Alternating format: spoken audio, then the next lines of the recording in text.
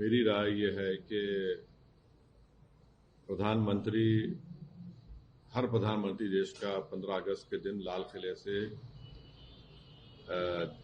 मुल्क की आवाम को, जनता को अपने भाषण के जरिए ये बताती है कि उनकी सरकार ने क्या किया या क्या करने वाले हैं। एक रिवायत रही है।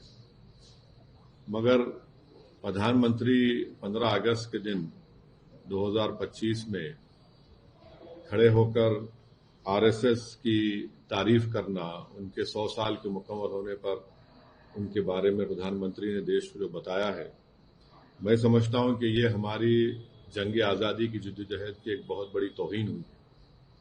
इसलिए कि आरएसएस और उनकी जितनी तंजीमें हैं वो तो जंग आज़ादी में हिस्सा नहीं लिए, बल्कि वो तो अंग्रेजों की ताईद में रहते थे और वो अंग्रेजों से ज्यादा मुजाहिदीन आज़ादी से नफरत करते थे, चाहे गांधी हो या जितने बड़े बड़े नेता उस वक्त के हो हैं। तो मेरा मानना यह है कि आरएसएस हमेशा से 1925 से लेकर अब तक और मुस्तकबिल में भी वो इंक्लूसिव नेशनलिज्म की मुखालिफत करती रही। जो यही इंक्लूसिव नेशनलिज्म जो हमारे बुजुर्ग गुजरे हैं, जो हमारे मुजाहिदीन आज़ादी गुजरे हैं, उन्होंने इसी बुनियाद पर इस देश को आज़ाद करवाया अंग्रेजों की गुलामी से। और जो हिंदुत्व की आइडियोलॉजी है वो हमारे भारत के संविधान के बिल्कुल खिलाफ है, बिल्कुल खिलाफ है। तो प्रधानमंत्री अगर आरएसएस के दफ्तर पे गए तो मैं कुछ नहीं बोला, क्योंकि मैं जानता था वो तो स्वयंसेवक थे और हमेशा रहेंगे। मगर जब आप प्रधानमंत्री के तौर पर ये कह रहे हैं और इस तरह की बात कर रहे हैं, जो संघ परिवार इस मुल्क में हेटरेट को फैलाती है, डिवीजन होता है, तो ये तो प्रधानमंत्री उनकी तायीद कर रहे हैं। आप हम देख लीजिए कि नॉन कोऑपरेशन मूवमेंट है। सत्याग्रह जो होती थी 1920 और 40 में, रोलेट एक्ट के खिलाफ जो एजिटेशन होता था, सिविल डिसोबीडियंस या क्विट इंडिया मूवमेंट था, या नेवल म्यूटिनी इन मुंबई थी, इसमें क्या आरएसएस नजर आती है क्या आपको? फिर आप देख लीजिए, मैं ये क्यों कह रहा हूं, आरएसएस का जो प्रार्थना है, वो प्रार्थना में क्या लिखा गया है बताइए आप? क्या वो प्रार्थना इंक्लूसिव है? फिर आरएसएस का जो शपथ है उसमें तो सिर्फ एक ही समुदाय के रिलीजन, उनके सोसाइटी, कल्चर की बात होती है।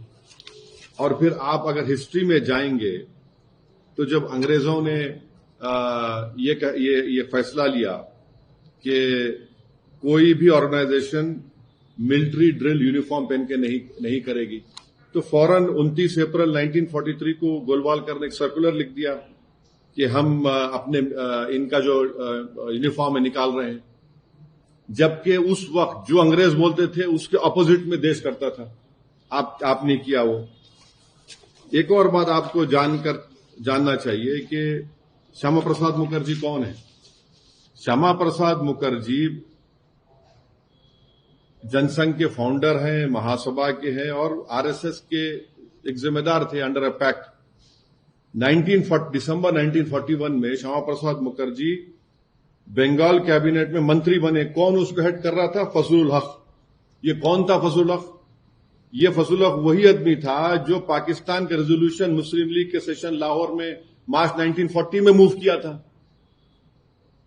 आप बताइए फिर आज प्रधानमंत्री इनका बात कर रहे हो। दूसरी आखिरी बात, ये जो प्रधानमंत्री कहते एनजीओ, आपको इनकी हिस्ट्री अगर मैं, क्योंकि वक्त नहीं है, मुख्तसर से अल्फाज में कह रहा हूं कि आरएसएस ने जो मिसलेनियस एप्लीकेशन नंबर 17 1978 में जो डिस्ट्रिक्ट जज नागपुर के सामने फाइल किया था, राजेंद्र सिंह ने फाइल किया था, जो बाद में बाला साहब द्योरस जो उस वक्त सरसंघचालक थे, उनके बाद वो सरसंघचालक बने। उन्होंने क्या लिखा पढ़ लीजिए आप।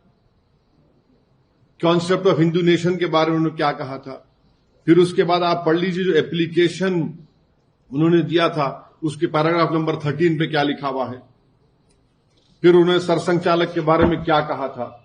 ये तमाम चीजें सामने हैं। उनका पार्टी का जो आर्टिकल 14 है, कल्चरल ऑर्गेनाइजेशन बोलते हैं, मगर हर काम आप पॉलिटिक्स में हिस्सा लेते हैं। तो ये हमको अफसोसनाक दिखा कि प्रधानमंत्री इस तरह की बात किए बहैसियत के प्रधानमंत्री के, वजीर आजम के। आप देश के बारे में बोल रहा था, आपने कल अपने भाषण में कहा कि दूसरी बातें कही। ठीक है, हम आइडियोलॉजिकली बीजेपी के खिलाफ थे, रहेंगे, प्रधानमंत्री बीजेपी से आते हैं, मगर एक वजीर आजम तो है। मगर इस तरह उन्होंने आरएसएस की उनको सराहा, उनकी तारीफ की, ये सरासर गलत है और ये हमारे देश के लिए ठीक नहीं है। हमारे को खतरा चीन से है। चीन आज भी हम उन पेट्रोलिंग पॉइंट्स पर हम नहीं जा सकते। हमने 25 पेट्रोलिंग पॉइंट खो दिए हैं। और जो ऑर्गेनाइजेशन देश में अपनी आइडियोलॉजी की बुनियाद पर निफाक पैदा कर रही है, इख्तलाफात को फरोग दे रही है, हेटरेट में इजाफा कर रही है, कई मसाजिद पे केसेस डाले जाते हैं, दरगाहों पर 500 साल पुरानी दरगाह पर वहां पर खबरों को तोड़ा जाता है। कौन है ये लोग? ये तो सब इनका ताल्लुक आरएसएस से है। काफी ज्यादा पॉलिटिकल स्पीच है, not speech of prime minister. देखिए, वो हर एक की राय। मेरे लिए सबसे ऑब्जेक्शनेबल बात और तकलीफदेह बात ये थी कि उन्होंने आरएसएस की 100 साल की तकमील पर उनकी खिदमात को, उनके चीजों को सराहा है। अरे प्रधानमंत्री ये भी नहीं जानते हैं, मगर नहीं इकरार करेंगे कि भाई तिरंगा कब लहराया गया आरएसएस के दफ्तर के ऊपर। ऑर्गेनाइजर मैगजीन में जब संविधान बना तो उसके बारे में क्या कहा था ऑर्गेनाइजर मैगजीन ने, गोलवालकर को कोट करके। जब आरएसएस बन रही थी तो उस वक्त कौन लोग थे? 4 लोग थे ना, हेगडेवर, आपके मुंजी और 2-3 लोग थे। और हेगडेवर ने खुल के कहा कि मैं इंस्पायर हुआ सावरकर की हिंदुत्व की किताब से। उसमें क्या लिखा हुआ है? क्या वो आज उस किताब को सामने रख के अब आर्टिकल 14 को देख लीजिए। उस किताब को सामने रख के आप हमारे कॉन्स्टिट्यूशन के प्रियम्बल को देख लीजिए। ठीक है, मेरा यकीन मत करिए, मैं जो लोग आज हमको तनकीद कर रहे हैं, क्या क्या लिख रहे हैं, आप देख लीजिए, सब रख के सामने पढ़िए ना, देख लीजिए आप कितना इंक्लूसिव है, कितना एक्सक्लूसिव है वो। मैं बोलूंगा कि एनसीईआरटी में ये किताब को शामिल करना चाहिए, Muslims against partition by Shamsul Islam. शामिल करिए उस किताब में, पढ़ाइए कौन था। और ये बार बार जो झूठ बोला जाता है ना पार्टीशन के बारे में, अरे भाई उस वक्त कितने मुसलमानों को वोट डालने का इख्तियार था? 2 या 3% को भी नहीं था। जो इनकम टैक्स दे सकता था, जिसके पास जमीन थी या कोई कंडीशंस थे, मोर देन 90% करीब मुसलमान तो वोट ही नहीं डाल सकते। ये तो पूरे एलिटिस्ट राजा रजवाड़े बोलिए या जमींदार बोलिए, उन लोगों को इख्तियार था। शम्सुल इस्लाम किताब को शामिल करिए आप, मुस्लिम अगेंस्ट पार्टीशन बताइए। और पार्टीशन से आज हमारे को ब्लेम कर रहे हैं। हम कैसे जिम्मेदार हैं उसके? मुसलमान जो भाग गए वो भाग गए, जो वफादार थे वो ठहर गए। अब आज भी वही बोला जाता है। मौलाना अबुल कलाम आजाद की किताब पढ़िए, इंडिया मीन्स फ्रीडम। उसमें मौलाना आजाद रो रहे थे सबके पास जाकर, उस वक्त के नेशनल लीडर्स के पास, कि भाई आप एग्री मत करिए। वो किताब को भी शामिल करिए, पढ़ाइए बच्चों को। आप तो इन चीजों को शामिल ही नहीं करना चाह रहे हैं। क्या आपकी नजर में सर लॉर्ड माउंटबेटन और मोहम्मद अली जिन्ना और द देन कांग्रेस, अरे भाई साहब, मैंने आपके सामने अभी कहा कि श्यामा प्रसाद मुखर्जी 1941 में मिनिस्टर बने बंगाल कैबिनेट में फजलुल हक के साथ। फजलुल हक वो आदमी था जो लाहौर के मुस्लिम लीग के सेशन में पाकिस्तान का रेजोल्यूशन मूव किया था। ये क्यों नहीं पढ़ाते आप? ये पढ़ाइए ना कि श्यामा प्रसाद मुखर्जी कैबिनेट में मेंबर थे, आप पढ़ाइए। आप ये नहीं पढ़ाएंगे, ये पढ़ाइए ना आप। ये तो हिस्ट्री है, इसको क्यों आप छुपाना चाह रहे हैं? आप सिलेक्टिव चीजों को पढ़ाएंगे। माने आपके जो आइडियोलॉजिकल हेड है उनको आप ऐसा बना देते कि जैसा वो बिल्कुल वो दूध के धुले हुए हैं। नहीं है, सच्चाई बोल रहा हूं मैं आपको।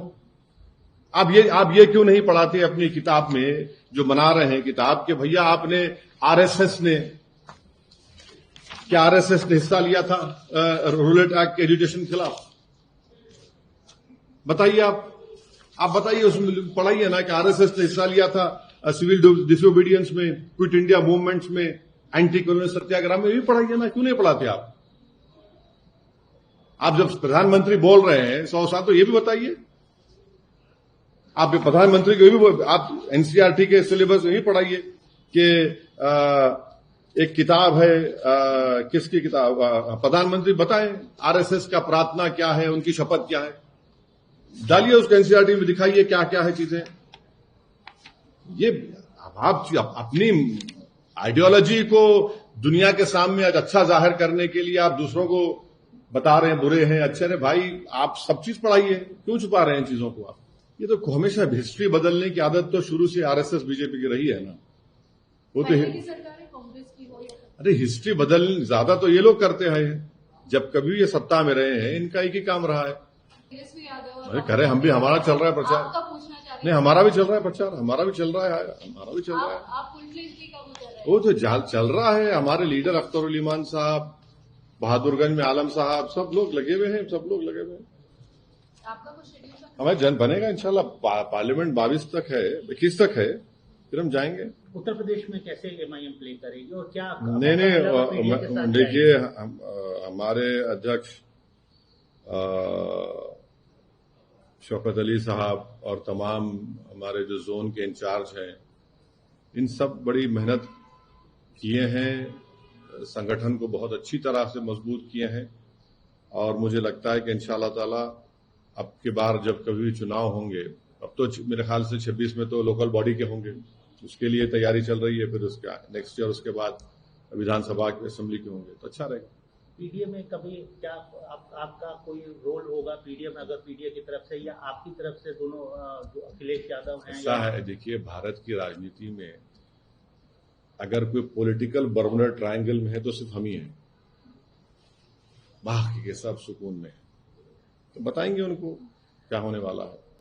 देखिए 18 साल के बाद कोर्ट ये कहता है कि उनके पास जो पैम्फलेट निकले वो उनका कोई एविडेंस नहीं है उनके उस पार्टिसिपेशन में, प्रोपेगेंडा में, कम्युनिकेशन में और फाइनेंशियली को सपोर्ट करे। और कोर्ट ने यह भी कह दिया कि सिर्फ पोजेशन लिटरेचर का रखना डॉक्यूमेंट, ये अनलॉफुल एसोसिएशन नहीं हो सकता, क्योंकि एक्टिव इंटरनल पार्टिसिपेशन नहीं था। तो ये जो बार बार यूएपीए का गलत इस्तेमाल हो रहा है, और जिस वक्त यूपीए की सरकार थी उन्होंने यूएपीए कमेंट किया, मैं उस वक्त उसका अपोज किया था ऑन रिकॉर्ड, और बोला था कि इसका मिसयूज होगा हमारे खिलाफ, मुसलमान दलित के खिलाफ, वो प्रूफ हो रहा है। 18 साल, अरे भाई अब ये आप हर चीज में आप बोल रहे हैं चोरी चोरी, इनकी जवानी चोरी होगी, कौन जवाब देगा बताओ? आप ये चोरी होगी, इनकी जवानी चोरी हो गई, इनकी जवानी के वापस कौन करेगा? कोई नहीं करेगा, कोई नहीं करेगा, कि बात ही नहीं होगी। दिल्ली में कुत्तों के खिलाफ ऑर्डर आया तो सुन रहे भाई 6-6 साल से बेल नहीं हो रही, उनका क्या होगा? मेरे को समझ में नहीं आ रहा कि 6-6.25 साल से जो लोग जेल में सड़ रहे हैं, अरे उनका क्या होगा भाई? कुत्तों पे ऑर्डर आ गया तो फिर उस पर फिर दोबारा हियरिंग, बड़ी इज्जत करता हूं मैं सब अदालत के हमारे, मगर जो 6 साल से जेल में हैं, जिनके घर में लोग खत्म हो रहे हैं, उनकी माएं बीमार पड़ रही हैं, बच्चे उनके बड़े हो जा रहे हैं, क्या बेल भी नहीं हो रही उनकी? केजरीवाल की बेल हो गई, मुख्यमंत्री थे एक्स, उनकी, दूसरों की तो हो रही नहीं बेल, 6 साल हो गए। क्या है बताइए? को ऑर्डर आया कुत्तों के बारे में, मुंह नहीं सो जानवर है, रहम करना चाहिए उनके ऊपर, मगर ये लोग 6 साल भाई, 6 ईयर्स, बास सेक्शन जो लगाए गए हो तो माने सजा भी होगी, पूरी होगी उसमें, जो सेक्शन लगाए गए हो तो उसमें वो सजा भी होगी इतने 6 साल में। क्या है बोलते, यूएपीए लगाया गया, यही तो बहुत बड़ा इनजस्टिस है। तो ये जो जवानियों की चोरी हो रही है, ये जो जिंदगियों की चोरी हो रही है, ये जो उनके फ्यूचर की चोरी हो रही है, इस चोरी के बारे में कौन बात करेगा? कोई बात ही नहीं करेगा। आप बताइए 2006 में किसकी सरकार थी महाराष्ट्र में? महाराष्ट्र में किसकी सरकार थी? आज वो क्या बोलेंगे? वो जो वो आंख में आंख मिला के बैठ सकेंगे इन बच्चों के? नहीं बैठ सकेंगे आप। रेलवे ब्लास्ट हुआ, कोई पूछने वाला नहीं है।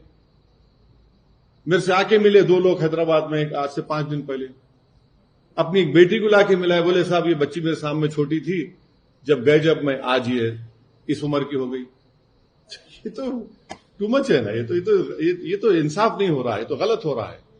तो इससे गलत मैसेज जाएगा।